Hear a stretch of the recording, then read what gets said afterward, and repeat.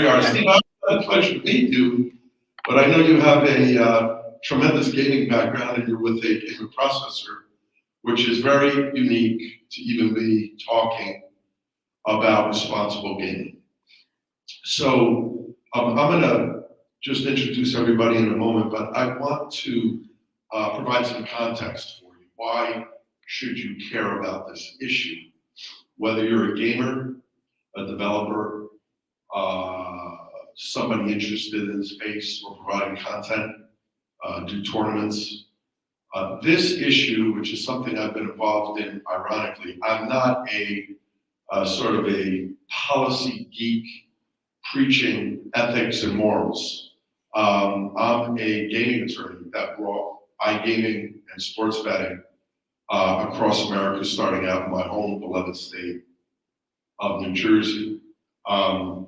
So we were the first state in the nation to pass iGaming and launched in November 23rd of 2013.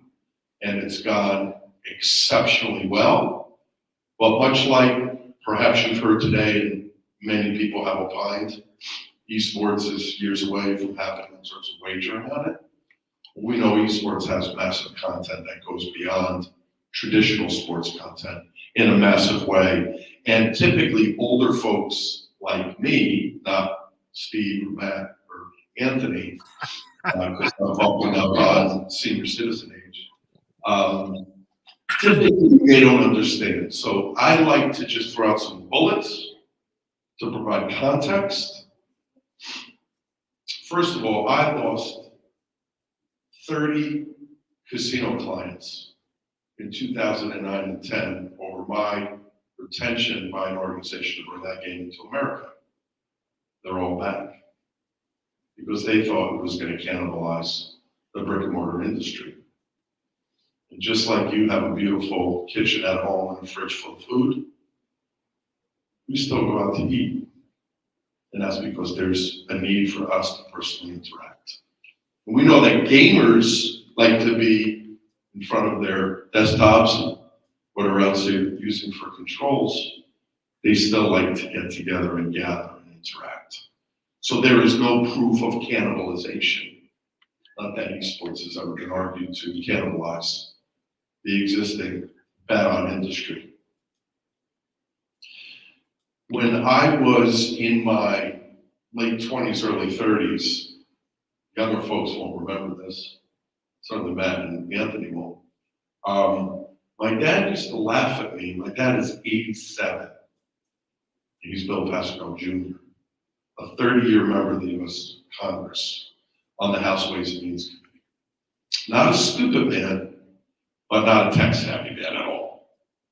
He still has a flip phone because he thinks it's more secure than our smartphones. I don't know who he's talking to that's so concerned about security.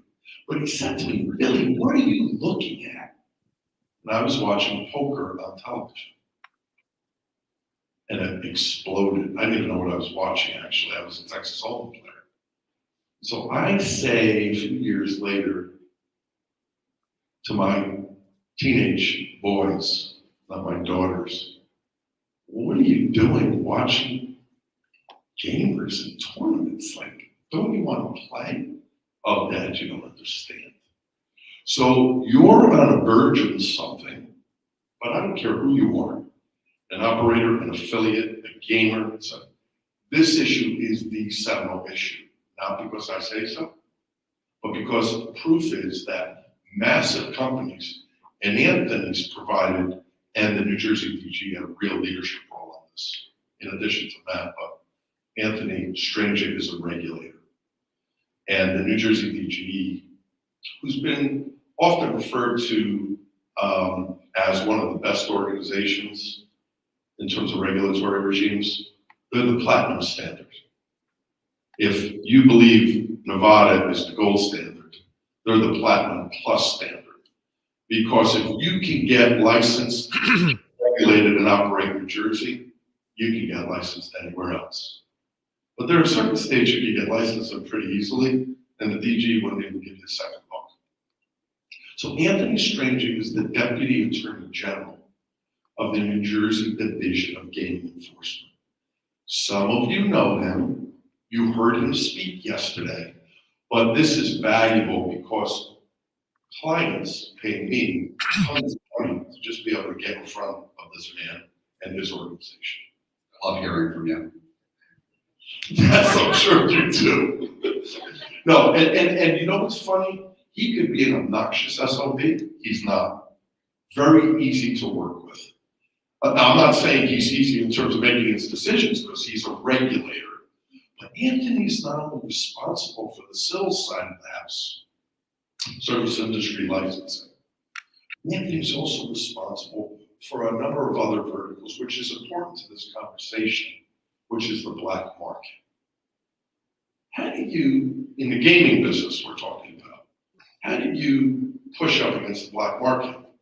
You regulate the license so you can monitor what's going on, and then the operators who get licensed have incentives to provide this gentleman with information to hopefully help trampoline down the black market. There is no ability to track players in the black market. They could give a boo about you if you're gambling addicted. So, real pleasure, and Anthony, I want to kick it off with you, just to give us your initial thoughts on the importance of RG and what's going on in your jurisdiction and perhaps others. Yeah. Anthony Stranger. Thank you, Bill. Appreciate that. All right. So, hi, everyone. I'm Anthony Stranger. I'm Deputy Attorney General of the New Jersey Division of Gaming Enforcement. Responsible gaming is a topic that is near and dear to our hearts as regulators. It's also very important to our industry. You would think that it comes only from regulators. It does not. The industry itself prioritizes responsible gaming. And you might ask why that is. And I kind of visualize it as the goose that lays the golden egg, right? Everybody knows about that fable where there's a goose that lays a golden egg once a day, and then eventually its owner gets fed up waiting for the golden egg, kills the goose, but there's no gold inside, right? When you have players that are continuing to come into your brick and mortar casino, they're continuing to come onto your internet gaming website, right? If you have them where they are on the verge of having a gambling problem, right, where they can go bankrupt, they can lose all their money, they can maybe, have an issue where they decide to self-exclude, you lose that customer forever. So what we've seen in New Jersey is we've seen our operators prioritize responsible gaming themselves and go above and beyond even like the responsible gaming best practices that we've issued to our industry. In terms of the offshore market, like you said, they have no responsible gaming safeguards, and I'll walk through some of those in a moment. But we've heard instances where patrons will sign up for like prominent offshore internet gaming website, and they'll go, "Oh my God, I can't believe I lost all this money. I need to close my account." Like, "Hey, you know what? We'll give you $5,000 in free play if you stay." So they are the complete opposite of the regulated industry. And that's one reason I would always recommend to a customer, you got to stay within the regulated space. In terms of responsible gaming, like what we have in New Jersey, on the bricks and mortar side, we've always had self-exclusion option. We've also always mandated the 1-800-GAMBLER language. If you have a gambling problem, call 1-800-GAMBLER on any advertisement so people knew where to turn if they had an issue. In the internet space, which is the hot topic now, it's much, much easier to have responsible gaming safeguards. So I spoke a little bit about them yesterday.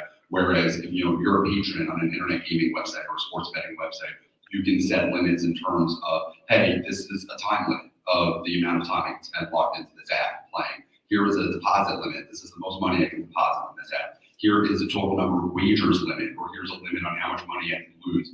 The other thing that we require in our regulations is that they can get a profit and loss statement very easily, right? We don't want any of our operators concealing from their patrons how much money they've won and lost, so they can really see what type of economic impact this hobby is having on them. Again, it's just something that we've always prioritized in New Jersey, and I think because it's also the focus of the industry as well, it's definitely a topic that's going to grow in importance in the future. And you're going to see, I believe, other jurisdictions as well get on the bandwagon with it. Thank you, Anthony.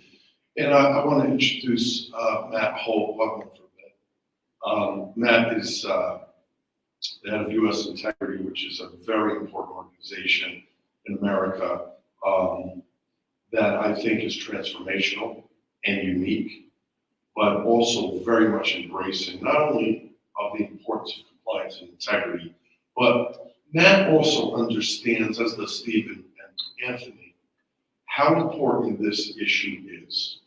I said on stage in New York, I don't know, 4 or 5 years ago, with a bunch of brick and mortar CEOs there. and I've represented the brick and mortar casino industry for a long time.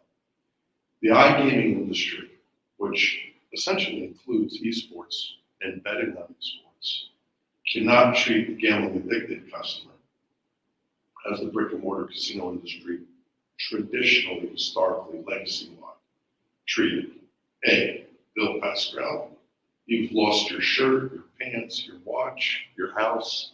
Here's another market, keep going.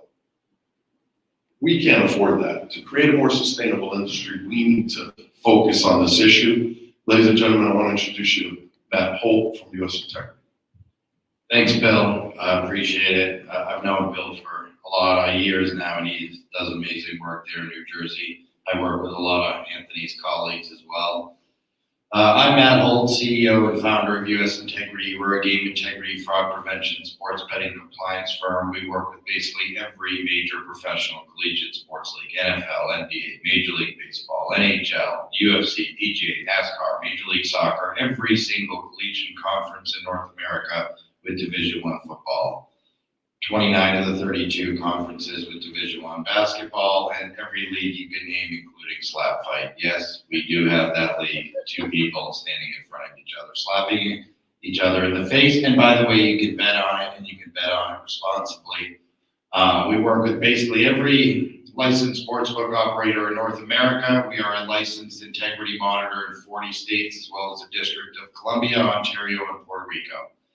And the first thing I always think about when I see all the folks, wonderful folks, putting all this effort into esports and all the participation numbers, is there's been a pathway set in North America to how do you engage with sports betting. And at the end of the day, sports betting has been proven to be one of the best engagement tools in order to bring new customers in. The margins on sports betting itself are amazing, but if you use it as a way to embrace, engage with new customers and bring them in, it's been proven to be one of the best engagement tools.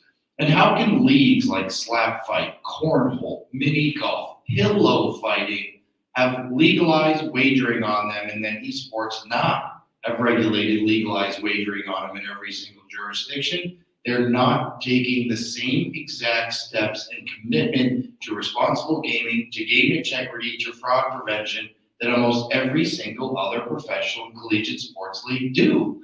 And at the end of the day, until esports as a whole says we're going to go out and make a commitment to have a licensed integrity monitor, a commitment to responsible gaming, and a commitment to education and awareness, because that's what the state regulators ask Anthony, the people that actually say, yes, this can be added to the catalog, no, this can't be added to the catalog. They want to see those three things: your policies and procedures, your commitment to integrity policies and procedures, and then what type of education and awareness are you doing for the participants in your sport. And there's been a pathway led from the NFL all the way down to the very smallest leagues, including people standing in front of each other, slapping each other in the face, where you can legally wager on them because they went through those same exact steps.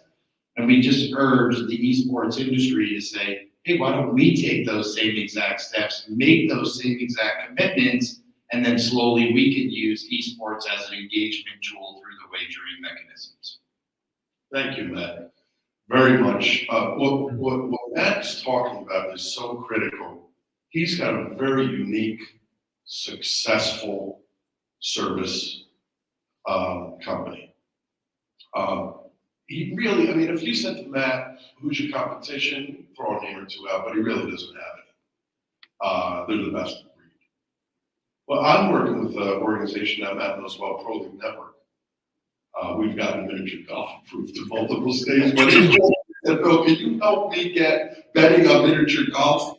I thought I had a hunt years ago when I took Reebok to get betting on lacrosse. There was no odds on lacrosse. And then a partner of mine bought a lacrosse team in Philly, moved to Connecticut, now they're back down. We've had wagering on lacrosse for a while. But sort of Matt helps create that dynamic. I was with a colleague, former colleague who retired of Anthony Stranges, who was in Barcelona at the World Gaming Executive Summit. This is July of 2019. And this gentleman is working, or just had previously left the DGE. and it was pretty high up. And the call was, Bill, can you represent us with the Nathan's hot dog eating contest? I said, I thought that takes place July 4th. He said, yeah, it does. I said, well, it's July 1st. He said, yeah, can you get that done in 3 days? I said, I'm sure there's somebody out there that's gonna take your money, but no, I can't get it done. Well, 3 hours later, I get a phone call from CNN. I'm in my hotel room at the W Hotel, and they're asking me questions about whether this is possible or not. Yeah, it's possible, but the DG doesn't just, oh, here are your house rules. You gotta eat the bun and the dog. You don't have to have mustard on it. It seems to be okay. There's a whole process that has to be put in place. Right. It sounds funny. Oh, Bill, can you get drum racing or pickleball wagered on? License to prove the wager on. Now we're working on Arjitsu, which is another content that Polling Networks. And it's really, I encourage you to watch it. You watch it late at night. Or here, I don't know, late at night in the East Coast, it's probably 11 o'clock here, where two people seatbelt into a car that's stationary in the middle of an arena with 6 cameras in it. A bell goes off, the seatbelts come off in the car, and they wrestle. Back seat, front seat, glove box, console. There's house rules on that. And the DG is reviewing whether bets can be placed on that. Other states have approved it, not the New Jersey Division of Enforcement. I want to bring in somebody who I haven't had the pleasure to meet, Steve Ritchie. Why I am so impressed that he's here is most payment processing companies, and I represent over a dozen in the wagering space. Never thought I'd be representing payment processing companies. Companies like Fiserv, big, giant, globally recognized companies. They don't often really get into the conversation about responsible gaming, but they have massive data. And so if you're smart, like Steve I know is, because Ari and Ben educated me, you want to be kind of ahead of the curve, not just checking a box and talk fancy about RG or DEI. Everybody's talking fancy about diversity, equity, inclusion. What are you doing about it? We know what the problem is. What's the solution? And it's not just talking about it. So Steve, it's a pleasure to meet you. Where are you based out of? I am based here in Las Vegas, and I apologize that I could not make the 4-hour drive over to see you all. I, as you know, was sort of a last-minute addition to the panel, but I wanted to make sure I at least could join you virtually. Yeah, please, let's get into the conversation. You've heard from Matt and Anthony, and perhaps a little bit from me, but let's talk about your company, why you care about responsible gaming, player protection. This isn't consumer player prevention. This is protection. Absolutely. Absolutely. So I'm the Chief Revenue Officer at Pavilion Payments, which some of you may know from our previous affiliation as Global Payments Gaming Services. We're now an independent company, completely focused on payment solutions for the gaming industry with a significant imprint in the iGaming space as well as brick and mortar. I am relatively new to the industry, as any of you who look up my LinkedIn profile could look at and scratch your head and go, how the heck did this guy end up here?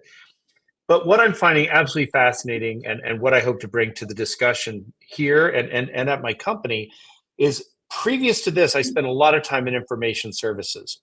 So the people who have all those public records data that could really give you a really creepy report on yourself and you had no idea that anyone could find that much out about you.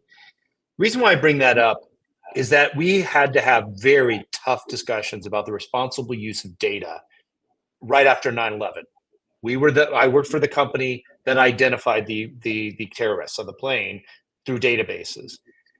But then we realized we're onto something that can be used for very, very good things or not so good things. And there hasn't been a very candid discussion that everyone can participate in about what's the balancing act so that we as a society feel that all this information, we're better off, not worse off.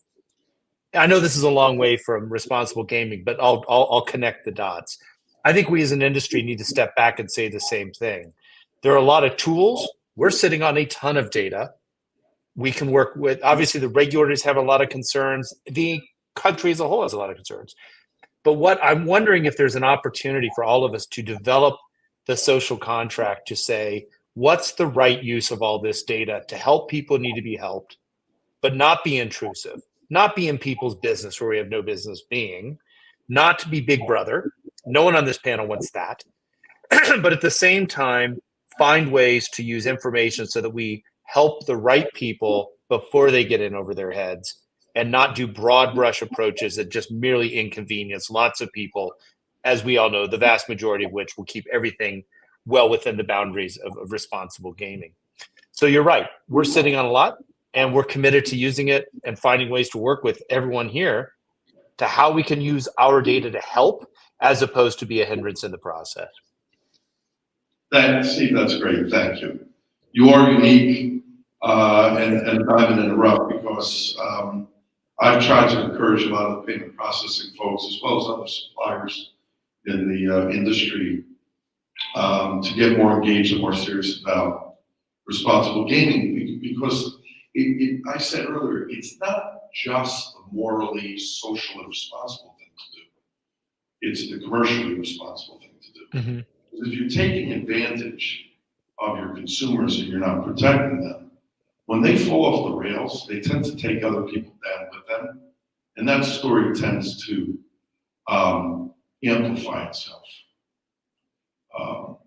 10 years ago, I was invited by the National Council of Problem Gambling to join their Federal Affairs Board, which I did. And my two boys I mentioned earlier said to me, what the heck are you doing with the National Council of Problem Gambling? You license, lobby, help regulate, do compliance for all the folks taking money from these people and creating the problem. That was a wake-up call for me. 5 years later, 2019, September, I was invited to join a foundation set up by the largest publicly traded online gaming company in the world based out of the UK called Entain. In America, they're partnered with MGM and make BetMGM. In Australia, they're referred to as Ladbrokes. They're licensed in multiple jurisdictions, over 40 throughout the world, and there's over 38,000 employees with the company. I am one of 3 members with Martin Litchka, who couldn't be here because he's with his family skiing in Canada, or Bo Gray from Wager Score. But Martin Litchka, Monty Toomer, the former New York Giant Super Bowl winner, and I serve on that board. And our job, we have a $50 million budget, is to go out and promote the issue of responsible gambling, to encourage operators to get ahead. Self-regulation as opposed to regulatory overreach, which often happens. Final point, and I'd like to kick this to you, Matt. We're sure dealing with multiple operators on the commercial side. I believe we're one newspaper headline away in this industry, and it could happen anytime, from some politician or regulator's brother, sister, mother, father, sister, aunt, uncle, grandparent from going off the rails. And you know what will happen when that happens. Congressman Tonko, who represents Saratoga, a great racetrack up in Saratoga Springs, dropped the bill in January last year, and every operator laughed at me when I sent the bill to them to give them a heads up. That bill's not going anywhere. Sort of like the bill that banned advertising on cigarettes and alcohol. This bill would ban advertising in gambling in the U.S. Whether you believe it or not, I'm a lawyer, I have my own opinion, whether it's constitutional or not. They did ban advertising in smoking and drinking until that law expired on the alcohol side. So we went up and met with him. He's involved in mental health. Colleague of my dad's. My dad's been there 30 years, Congressman Tonko's been here a little over 20. He doesn't really know the gambling industry, but we explained to him, do you know the massive money it costs to get licensed? You can go online now and say, I want to bet on sports, where can I bet? Guarantee you, one of the first few entries that'll come back from Google, Chrome, or wherever else you're looking is going to be Bovado or Bulldog, Five Dimes, the rest of them. Illegal black market sites, very nice people, unlawful, but very nice people. They don't have those costs. And they laugh at people like me because I won't represent them. Just last week, we were at a conference in New York, iGaming Next. I'm on a panel for talking about startups. What do they need to know? Somebody asked from the audience, would you suggest a startup start in a black market because it's cheaper? Remember this question? And then go up into the, I said, first of all, if you start off in the black market, you're never get licensed by these guys. And I doubt any other jurisdiction that might not be the Platinum Plus standard would allow that. That's a really silly suggestion that a lot of law firms in this country, in this space, often will give because they want that client. You're not supposed to give advice that benefits you. You're supposed to give advice that benefits your client. Talk about ethics. Matt, what can we do better to get this message out, to get more of, I think we're preaching to the choir here because I see a lot of people agreeing with what we're saying, to get those folks engaged on this issue. You know, one of the things I think we don't talk about enough is mental health, and mental health affects younger people in gaming a lot more than it affects older people. We've had 2 states in the last 12 months that have actually passed legislation that say if you harass or threaten somebody who's an athlete, and esports participants are considered athletes. If you're on a esports team and someone is betting on you, you're considered an athlete. And basically those 2 states were Ohio and West Virginia, and the legislation basically said if you harass or make threats based on gambling losses, that they pull your right to open up a legal sports wagering account and legally participate in sports betting in that state. And you say, well, how much of a deterrent is that? Well, if losing $100 makes you have to go out and threaten somebody's health, their well-being, their family, you're going to kill their mother and their sister, well, you probably have a gambling problem. And you probably should. And thus losing your ability to bet to someone with a gambling problem is a real deterrent. I'll tell you a story, last year's NCAA tournament, because it's March Madness now. It's Gonzaga TCU. Gonzaga is a 3.5 or 4 point favorite. They make a bucket to go up by 5 with 3 seconds left. The TCU player inbounds the ball. He doesn't blow anything. He doesn't do anything egregious. He just dribbles up real quick. Time's running out. Heaves across a half-court shot. He makes it. Not only did he not do anything bad, he just played till the final whistle, made a half-court shot. Instead of losing by 5, TCU lost by 2. Gonzaga still goes on to the Sweet 16, but they didn't cover the spread. That young man who made that shot received over 50 death threats. We had to involve the FBI. His family, his mother, his sister received not only death threats, but threats of sexual assault against them because that player made a basket. Now, how does that young man fail? His team lost, by the way, after he made that shot. He's out of the NCAA tournament, and he's receiving death threats from angry gamblers. One of the things we don't always think about is the mental health and mental well-being of the participants who are providing this content that we're all legally wagering on. And I'm really excited about the work that happened in Ohio and happened in West Virginia. And one of the things I think we can really focus on is how do we get these bad actors out of the ecosystem and make sure that we're protecting the folks that are in there from mental health and these type of stressful and harassing situations. Yeah, absolutely. I think mental health is definitely a core component of responsible gaming. I know in New Jersey, we're currently working on a regulation where once players meet certain criteria where it could potentially be evidence that they might have a gambling problem, they're going to be directed to receive contact from a responsible gaming professional. And that contact is just contact, that's it, it's a phone call, but at least you're putting them in touch with somebody that could offer them services if that's something that they choose that they need.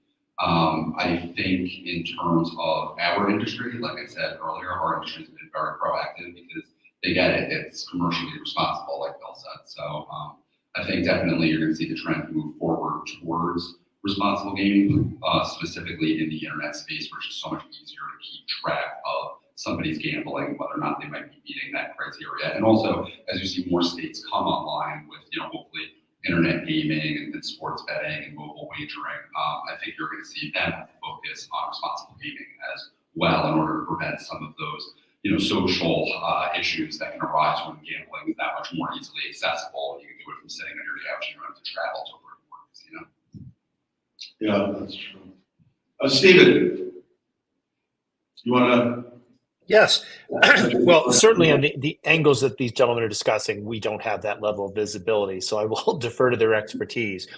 But one of the things that I think, we can bring that to the table is where our core product is an enrollment-based product. I actually know who these people are. And if they're playing on multiple platforms, multiple forums, I can see the whole picture.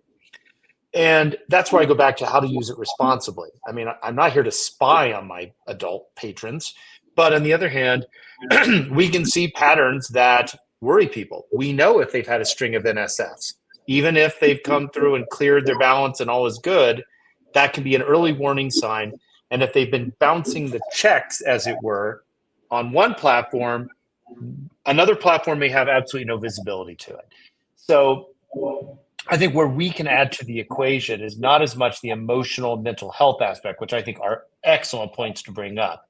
And unfortunately, I can tell you from our customer service representative's point of view, they've been on the receiving end of some of the vitriol that you both are describing, when we won't give people more money to play on the game they desperately want to play on. But what I think we can do is use the combination of our risk algorithms.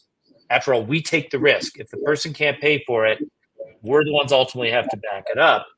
But also that ability to look universally and say, this player may not be imminently visible as having a problem to any one platform, but boy, they're having a lot of problems over here, and now they're starting to play over here. We can find ways to work with the operators and the regulators to work it in. In addition, we're another safety valve. In New Jersey, for example, when you self-exclude, you also self-exclude with us. So it's not just there are ways we can provide safety valves. Now, don't get me wrong. If Pavilion says no, there are other ways to say yes. But at least we're trying to participate in a way that we can help gamers not get in over their head and not get to that point of emotional distress where otherwise good people say and do some really stupid things that mess up their lives. And I really do want to play a part in preventing that kind of behavior. Well, thank you. March is Gambling Awareness Month, and we're pumping up later today on probably the second largest event in the U.S., which is the NCAA tournament. Last year alone, approximately, depending on whose numbers you use, but I like to be conservative, $15.6 billion was bet on the NCAA tournament. It's 67 games. You have a few playing games, and then the 64 playing games of today. 68 last night. Oh, 68. Okay, thank you. My math is terrible. I'm a lawyer. How many of you know the term "a lived experience"? So there is an organization based in the UK. Anthony has met them, Matt knows them. They're affiliated commercially with Entain, who pays for their services. For many of the leagues and Matt's clients to bring in, Entain pays for their services. The leagues get it pro bono. We don't like to say free because, and the NCAA and the colleges. So the founder of that company, Paul Buck, who's going to be over here in a couple of weeks at another event in New Jersey, early May. He's a very extraordinary individual. Paul Buck went off the rails. Paul Buck stole from his bank. He was a banker. Served prison time, lost his shirt, almost lost his family. When he came out of prison over gambling, he stole from his bank. He turned his life around and created this company, Epic Global Solutions. They just celebrated the 10th anniversary. They go into locker rooms at the collegiate and professional level in all the leagues to educate the players. Why am I telling you this? Because I'm hoping when you leave here, one of us, if not some of us or all of us, is impacting that the esports industry needs to think about this now, before there's an explosion of wagering on content. You should be thinking about whether you're a service provider, an engineer, or a gamer, bringing a company like that in to educate your personnel. We're working in the banking industry now with the military, very vulnerable populations. Paul Buck is a member of an incredible country club in London called the India Country Club. It is wow.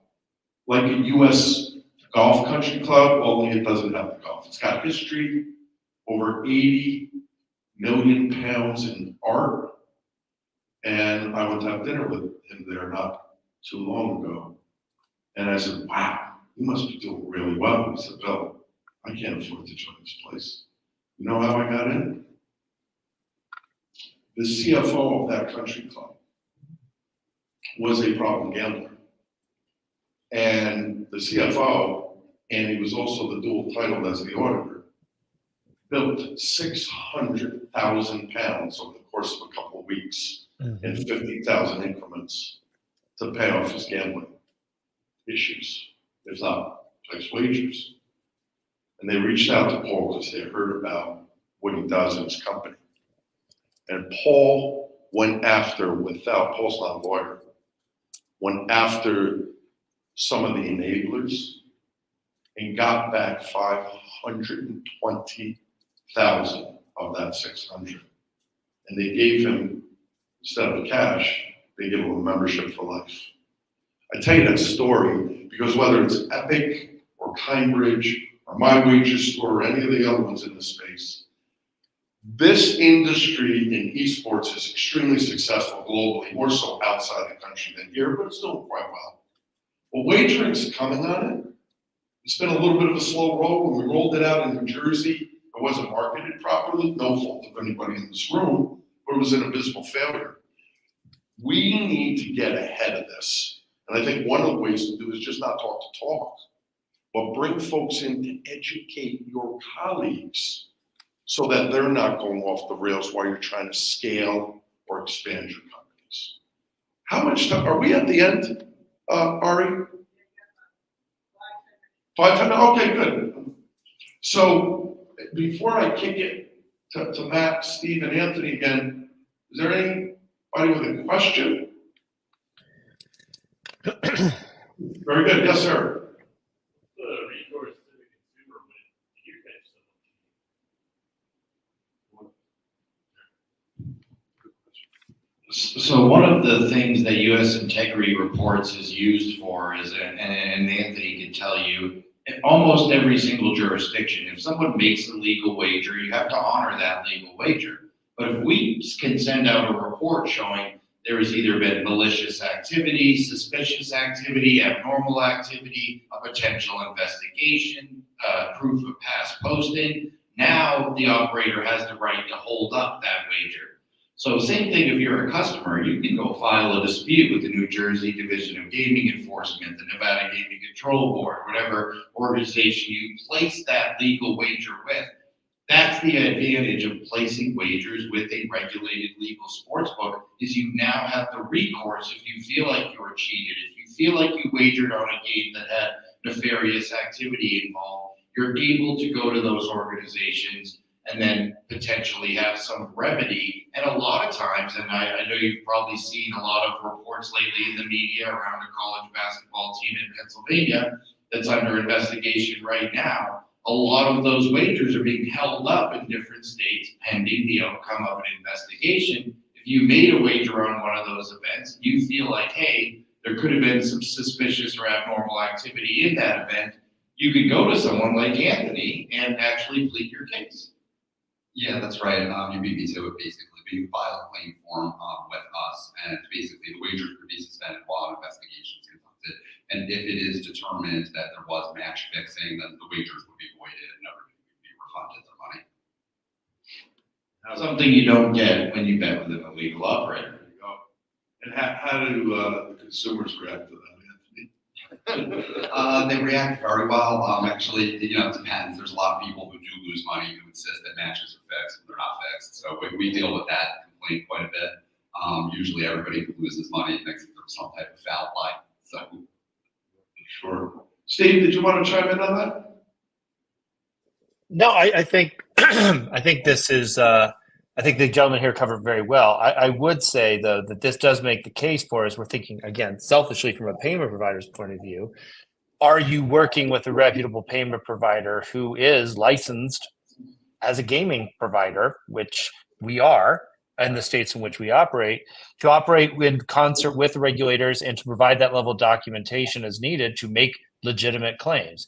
All the more reason, I'm a big advocate of our industry getting very close to the industry, not just being sometimes candidly willfully blind and just saying all we're doing is putting dollars and cents back and forth. Don't look at us. I think we really do need to play a bigger role and engaging to help the patrons in these situations. Yeah, there's also a lot of, like 10 years ago, because I've been involved for far too long, there was never a panel on any gaming conference in the world, and I've been to just about all of them, that had a RG panel. Now it's kind of becoming the flavor of the month. And what I get a little tired about is talking about the problem as opposed to having a real robust conversation on solutions. So in addition to what we've been talking about, which is prevention, there's 2 to 4 million Americans that are going to have a gambling addiction problem, okay? And that's numbers that are based on regulated, licensed, operating states. That is not based upon what's going on in the dark ages or the black market. There's a new organization which I'm going to be promoting soon, which is based out of San Francisco, just moved to New York, has massive capital. I mean, just incredible. I thought it was a startup. It's not. It's in the health treatment industry. And they were doing some things in mental health before they started to get involved in treatment for gambling addiction. I think that marrying that group and groups like that, I'm not going to promote it because that's not what I'm here to do, is promote individual commercials. But when we get to treatment, we failed as an industry. When we get to treatment, governments don't like it because typically they and insurance companies have to pay for it, and that means it comes out of our pockets, tax dollars, insurance premiums. So prevention has to be grade 1, but treatment is also important, and I mention that to leave hopefully another indelible mark on your thoughts. The 1-800 number, which is well-intentioned, is unfortunately just a check the box item. Gotcha. Most of the folks behind that number are people making minimum wage, call center folks, don't have a passion, and they're dealing with people oftentimes, not every time, and not a majority of the time, but oftentimes are suicidal. And so we need to do a better job of not allowing folks in the industry to just check the box. And why is it that what Matt and Anthony talked about, the self-exclusion, where you can go on and exclude yourself, why isn't there a national self-exclusion? It's crazy. Did you want to? Yeah.